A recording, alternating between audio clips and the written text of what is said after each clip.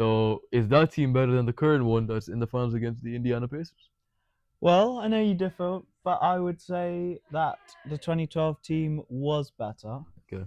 They definitely weren't as good defensively, but I'd say, and I know it's hard to compare Harden now to then, but he was Yeah. sixth man of the year Yeah, he was. and a Yeah. rising star.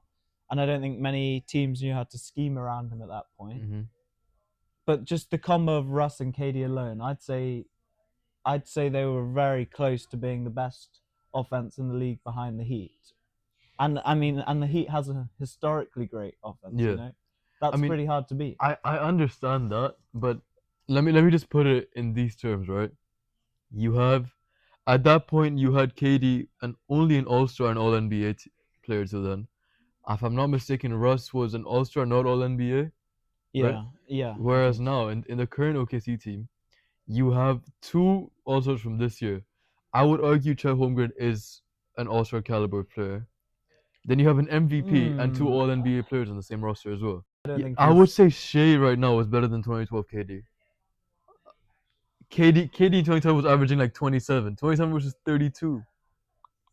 I think we're Yeah, but that underestimating was a how good harder. That SGA was is. harder to score as I mean, many. you don't know that. I mean, I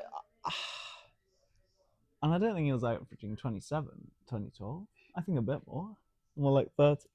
no, I would say Shai is much better Wow, no, than I KD was. can't. He's not K- as. He is KD, lethal. now KD was only 4 years into the NBA at that point. I know. Shea hasn't been around that long. 5 years, 5 6 years. Yeah.